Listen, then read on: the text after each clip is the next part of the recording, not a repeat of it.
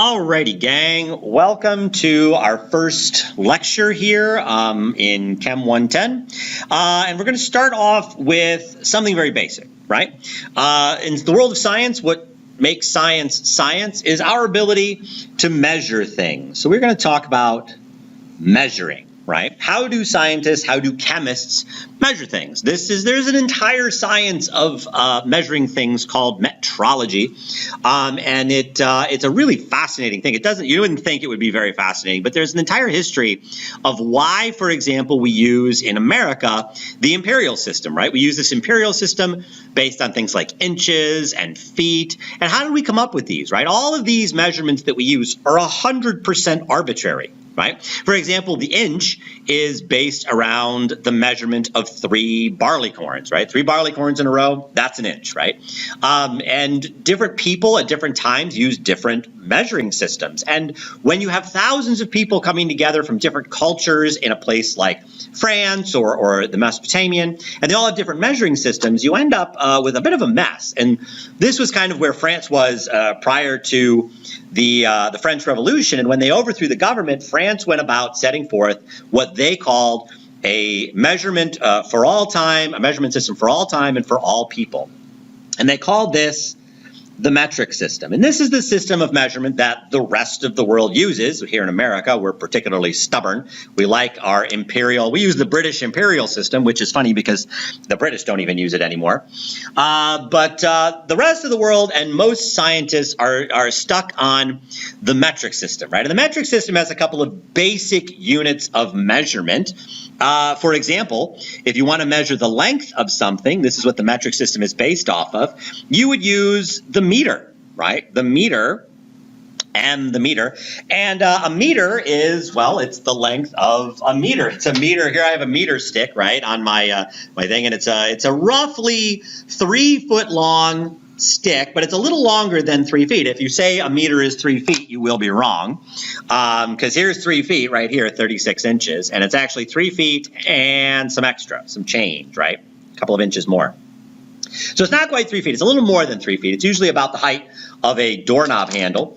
And most human beings are about 2 meters tall, roughly 6 feet. Not 6 feet, but roughly 6 feet. And, you know, you might ask, well, how did we come up with this particular length? Like, why? Well, the French did it by actually taking the distance between the equator and the North Pole and dividing it by, I think, 10,000. So it's 10 million meters from the equator to the North Pole, right? So they thought that was sort of a logical way to think about length. We could break that down into sort of a manageable chunk, and it's based on something in the natural world that is theoretically relatively stable. So when they did that, they built a bar. It is a bar literally made out of platinum and iridium. And it looks like this, right? So this is one of several meter bars that were based on the sort of official length of a meter, right? And so the official length of a meter is based on this bar, and this bar is a meter, right? In fact, if I went ahead and chopped a piece of this bar of metal off, right, at least when this used to be based on a bar, a physical object, if I chopped a piece off this bar, every meter stick in the world would now be wrong because this bar is a meter. It defines what a meter is, which is pretty crazy that we used to base all our units of length on a physical object, right? We have since gotten away from a physical object. We now use the distance that light travels in I think it's 300 millionth of a second, right? We've now based it on something that's no longer a physical object, but a natural characteristic of the universe. Now, if we wanted to measure something else, let's say mass, how much stuff something is made of, we're going to use the fundamental unit of a gram, right? Lowercase g for gram. A gram is roughly the mass of a paperclip. That's approximately 1 gram worth of mass. Now, again, back in the day, we used to base and I say back in the day, I mean as of last year, I believe it was, last fall, we actually based the mass of a gram on a physical object.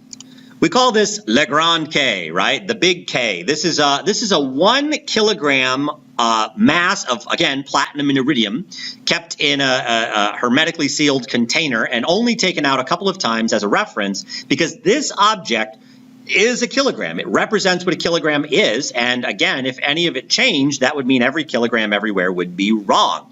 And one of the reasons that we needed to get away from this physical object is that it was in fact changing. It was actually losing a tiny, tiny bit of mass. And we don't know why. We have absolutely no idea why this was happening. So we needed to get away from it. And we have since gotten away from using the physical object. And we now base it on something called Planck's constant, which is a fundamental constant in the universe. So what else? Another basic unit in the metric system is a unit of volume, which would be the liter, or capital L if you're using it as a unit, a liter, right? That's your fundamental unit of volume. Fundamental unit of time would be a second, right? We know that. That one's familiar. And a second is 1/60th of 1/60th of 1/24th of the time it takes for the Earth to turn about its axis, to rotate about its axis one time. So a 60th of a 60th of a 24th of a day, right? Now, again, that no longer matches reality because the Earth is actually slowing down a little bit every year. It slows down a teeny tiny bit every year. So we have now based a second on the number of vibrations of a cesium atom or something like that, right? Something that's more fundamental that never ever changes in our universe, which, again, there's a whole science and study to how we measure things. It's really fascinating. What about temperatures? Let's talk about temperatures. There are a couple ways to measure temperatures. Here in America, we use degrees Fahrenheit, or Fahrenheit if you're German. And of course, it was named after a dude, Fahrenheit, Fahrenheit. I apologize. I'm trying to keep my handwriting as neat as I can here. And this is the one we're all familiar with. We know that water freezes at 32 degrees Fahrenheit. Water freezes. We know that at 212 degrees Fahrenheit, water boils. Or maybe you didn't know that. It's a very kind of off the wall. 212 is, that seems like a very random number. But this was the units and numbers that we based Fahrenheit off of. But of course, in chemistry and in the rest of the world, everyone else uses degrees Celsius. Again, named after a guy, Celsius. And in degrees Celsius, that's a parentheses, not a 1, water freezes at 0 degrees Celsius. And water boils at 100 degrees Celsius. Now that is much more, that's a little easier to remember, right? Water freezes at 0 and it boils at 100, which is interesting because, you could have whenever I traveled abroad and it was a nice balmy day in Mexico or Canada or something, and it'd say, oh, it's 27 degrees outside. It was always very jarring because 27 degrees in Celsius is a nice day. 27 degrees in Fahrenheit, it is a very not nice day. There is one other temperature scale that we will bump into, and that is the Kelvin scale. And it's not degrees Kelvin, it's just capital K, Kelvin, right? That's so we got Fahrenheit, we got Celsius, we got Kelvin. And to get to Kelvin, we take degrees Celsius, and we're going to add 273 to it to get Kelvin, right? So, for example, water would freeze. We take 0 degrees Celsius, and we add 273. At 273 Kelvin, that's the temperature that water freezes, right, at 273 Kelvin. And add 100 to that, and 373 Kelvin, that's the temperature that water boils. Now, again, you might say that's a kooky temperature scale. Why on earth would anybody use that? Well, the reason is that the Kelvin scale has no negative numbers. You can get negative Fahrenheit, you can get negative Celsius, but you cannot get negative Kelvin. In fact, 0 Kelvin is the absolute coldest that anything can be. It is the lowest temperature possible. It is the complete lack of heat energy, and it has a special name. We call it absolute zero. It is the coldest anything can be. So that makes the Kelvin useful in certain calculations because it doesn't have any negative numbers, all right? So you can always count on Kelvin being a positive number, which we'll talk more about when we get to things like gas laws and the like, right? Now, you may notice that if we're going to use something like a gram is not necessarily going to be useful for every measurement we want to take. For example, if I wanted to measure the mass of a car, a gram is not going to be terribly useful. It's going to be way too small a unit in order for us to measure the mass of a car. So we need a way to scale our units up or down, make them bigger or smaller. And that's where prefixes come in. right? That's where prefixes come in. Prefixes in the metric system allow us to get bigger or smaller. And every time we get bigger, we're getting bigger by a factor of 10, which is nice. You know, it's not like 3 feet in a yard, 5,280 feet in a mile. Like those are really weird, switches. But here in the metric system, we go up by 10, we go down by 10, right? Every single time. So we're going to start with our base units. In the middle here, our base units, which would be meters, grams, seconds, liters, yada, yada, yada, right? If we were to go up, we would get 10 times bigger, so 10 times larger, we would use the prefix deca, right, or DA, right, deca. And you can see we run into this word in other places, right, deca, decade. How many years are in a decade? Well, there are 10, right, 10 years in a decade, right? And if I had 10 of these paper clips, right, that would be 10 grams, and that would be equivalent to 1 decagram, right, or dag, 1 dag, right? 10 grams equivalent to 1 decagram. Or if I had 10 meter sticks all in a row, right, so if I had 1 meter, 2 meters, 3 meters, 4 meters, 5 meters, 6 meters, 7 meters, 8 meters, 9 meters, 10 meters. So this is 1 meter, right? This entire length would be 1 decameter or 1 dam, right? So 1 meter, 10 of them in a row would be 1 decameter, right? 1 decameter. If I go up 10 times larger, I have 100 of something. That is the prefix hecto, and I use the letter H there, hecto. So if I had 100 grams, that would be equivalent to 1 hectogram. Or if I had 100 liters, that would be equivalent to 1 hectoliter, right? 1 hectoliter. If I get 10 times larger, now I'm up all the way to 1,000 of something. I'm going to use the prefix kilo with a K, kilo with a K. So if I had 1,000 paper clips in a pile, a big pile of paper clips, 1,000 grams, that would be equivalent to 1 kilogram or 1 kilogram. Lagrange K, right? 1 kilogram. That's equivalent to roughly 1,000 paper clips, right? 1,000 paper clips. Or if I had 1,000 meter sticks all in a row, that would be equivalent to 1 kilometer or 1 kilometer. Right, which is a large enough unit that you can actually measure it in your car. Right, your car has not only miles per hour, but kilometers per hour. And most other countries measure distances in kilometers. If you run a 5K, you ran 5,000 meters, 5,000 meter sticks. Right. Now we could keep going, and you would run into prefixes that are probably familiar to you. Right, in the world of computing, a single letter is usually coded by an amount of information that we call a byte, right? That's a single, usually a single letter, not quite a single letter, but about a single letter is a byte of information. If you have a kilobyte, that's 1,000 bytes. That's roughly 1,000 letters. I remember when I was a kid, my dad had a computer that had a memory that was roughly a couple of thousand kilobytes, or a couple of thousand bytes rather, so a couple of kilobytes, and you could store an entire Word document on, your hard drive. And then when I got a little older, he started buying hard drives that could now have 1,000,000 bytes, which would be a megabyte. We'd use the prefix mega, which means 1,000,000 of something, right? Now we measure download and upload speeds in megabytes or megabits per second. How many millions of bytes or millions of bits every single second. And then we could go up one more. I remember the day my dad first brought home a 1 gigabyte hard drive, which the prefix giga means 1,000,000,000 of something. And I thought, my God, how could you possibly ever fill a 1 gigabyte hard drive? That's too big. That's too much space. You could never fill it, right? And now, of course, my cell phone has a, 256 gig hard drive in it, and flash drives. You can get even bigger now. We could get all the way up to a terabyte, which is a trillion bytes. So we could keep going. But we're going to stop at kilo. That's going to be the largest one we get to, right?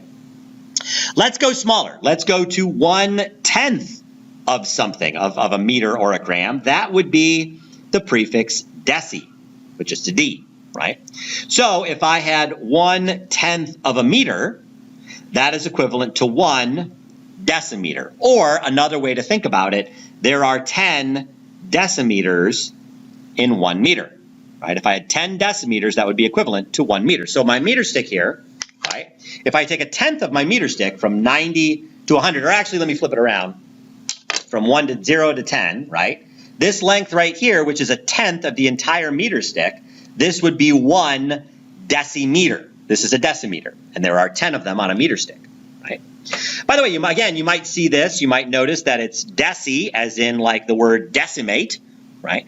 You're playing Call of Duty with your buddies, and you say, dude, I totally decimated you on that last level. You didn't actually decimate them because that implies that you totally wiped them out. Deci means you only won 1/10 of the battles, right? You only did a tenth. And that's where that word arises. That's a tenth of something. To decimate is to remove a tenth. It actually comes from the Roman army. The Roman army was expected to win battles, and when they didn't, they were punished by decimating the army. A tenth of the army was killed off, and usually by your fellow soldiers. They would line you up in a row, and they would count you off 1, 2, 3, 4, 5, 6, 7, 8, 9, and then the 9 would have to kill the 10th man, right? Which might be your buddy, which would be really rough. So you were very motivated to win battles, right? We could go down a tenth of that, which would be 100th. Prefix centi, right? Centi. So if I took my paper clip and I divided it into 100 equal pieces, there would be 100 centigrams in this 1 gram, right? Or there are 100 centimeters in 1 meter, right? So you can see these are centimeters, and there are 100 of them on my meter stick, right? And again, you see this word pop up. What is 1/100th of a dollar? That's a cent, right? There are 100 years in a century. How many legs does a centipede have? Well, not 100. It's way too many. It doesn't have 100 legs. But we call it a 100-legger just because it looks like it might have 100 legs. It doesn't really. That'd be way too many legs. And then let's go down one more to 1/1000th, and we would use the prefix milli, right? Milli, like millennium. There are 1,000 years in a millennium, and there are 1,000 milligrams in 1 gram. Like if I divided this paperclip into 1,000 equal pieces, each piece would be equivalent to a milligram. And this is a unit that medication is often dispensed in. I have students all the time that are nurses or nurse LPNs or something like that, and you are used to seeing units like milligrams. So there are 1,000 milligrams in a gram. There are 1,000 millimeters in a meter, right? So if I have these little black lines here, these are millimeters. So there are 1,000 of them on my meter stick, right? We could keep going. If you got even smaller to a millionth, that would be the prefix micro. If you got all the way down to a billionth, that's the prefix nano, right? But we are going to focus largely on the following. I'm going to star a couple of these. We're going to use kilo, deci, centi, and milli. Kilo, deci, centi, and milli. We're going to sort of ignore hecto and deca. Chemists don't use those very much. They tend to jump right to kilo, and they use deci, centi, and milli often. And the ones that I've starred here, I don't ask you to memorize very much in this class, but I want you to memorize these 4 units, kilo, deci, centi, milli, right? You need to have those sort of lodged in your brain because we're going to use those, and you need to be sort of quick with them. You need to be able to grab them out of your brain relatively quickly. So kilo, 1,000 of something, deci, a tenth of something, 100th of something for centi, and 1,000 of something for milli. So let's talk about some rules for units. Rules for units. Rules for units, right? Let's talk about rules for units. When we do math with units, you can do a couple things. We can add or subtract. We can add or subtract, or we can multiply and divide, right? Multiplying and divide. So there are different rules for units. We're adding and subtracting or multiplying and dividing. If we're adding and subtracting, the units must be the same. They have to be, right? So for example, you could add 1 meter to 1 meter and get a logical answer, 2 meters, right? You cannot add 1 meter to 1 second and get a logical answer. Those are 2 different units of measurement, and they don't make sense together. You can't put them together in any sort of logical way. In fact, you cannot add a meter to a centimeter and get a logical answer. You instead have to convert one of these, right? We'll talk about converting units in a minute, to a different so that they're in the same unit. So you have to convert one of these to the other unit. So now 101 centimeters, now we get a logical answer, right? So when you add and subtract, your units have to be the same. That is not true when we multiply and divide, but they can be the same. If the units are the same. So if the units are the same, let's say I do a meter times a meter. What do I get? Well, I hope you said we get a meter squared, right? A square meter. A meter times a meter is a square meter, right? We think about it like, 1 meter by 1 meter gives you 1 square meter, right? But let's think about this mathematically, right? This guy has an exponent here, but these guys do not, right? What exponent would they have? They actually have one, even though we don't write it. Their exponent is actually a 1. We don't write the 1, but it is a 1 there, right? So what did we do with the exponents? Well, we added them, right? So we add the exponents when we multiply. We add the exponents when we multiply, right? So let's say I did a meter squared times a meter, which again, to the first, what would we get? We'd get a meter to the third power, a meter cubed, a cubic meter, right? Cubic meter. On the flip side, what if I divided? What if I did a cubic meter divided by a meter squared? What do you think I would do there? Well, if we're adding when we multiply, guess what would we do when we divide? We subtract, right? So 3 minus 2 gives me 1 meter, or a meter to the first, right? Now here's something really cool. So we subtract exponents when we divide. So we subtract exponents when we divide. Now what if we did this? What if we did a meter to the first divided by a meter to the first? What would we get? So we're dividing a unit by itself. We could also do, for example, a meter squared divided by a meter squared, right? In both cases, we get the same answer. A meter, but to the 0th power. A meter to the 0th power, right? So what do we get when we take anything to the 0th power? Anything to the 0th power is 1, right? So essentially what happens, the units cancel, right? So any unit divided by itself cancels. A unit divided by itself cancels, right? A unit divided by itself cancels, which will be super duper useful for us when we talk about converting units, right? That's going to be really useful to us when we talk about converting units.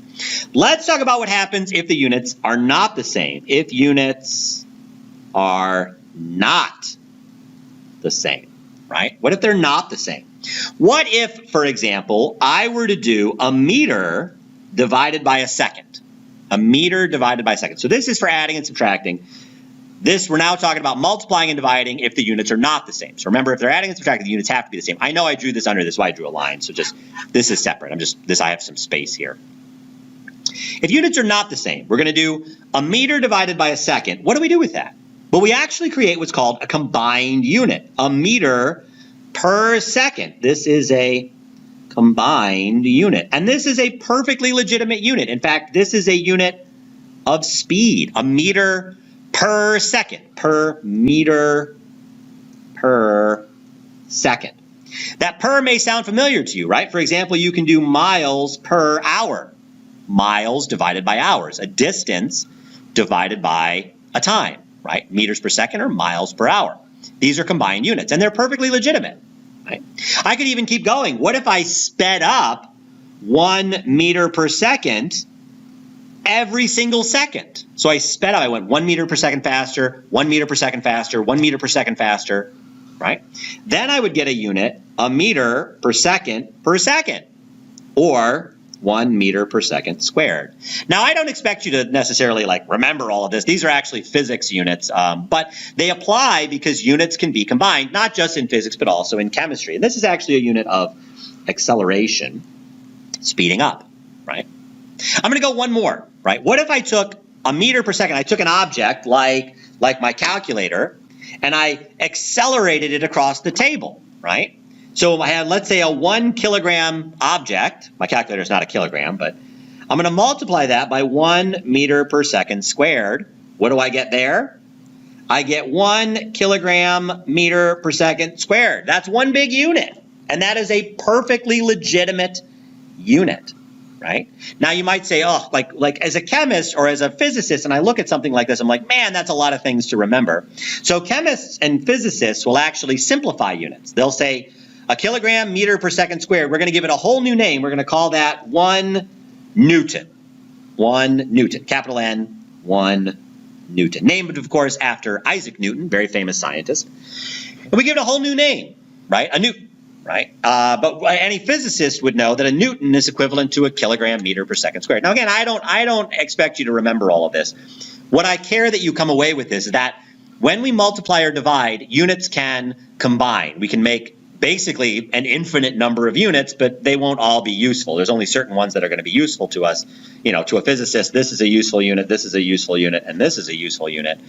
You know, but 1 kilogram divided by seconds times liters, that's a unit, but it doesn't measure anything useful, so nobody uses it, right? Nobody uses it. Okay, so that is rules for units.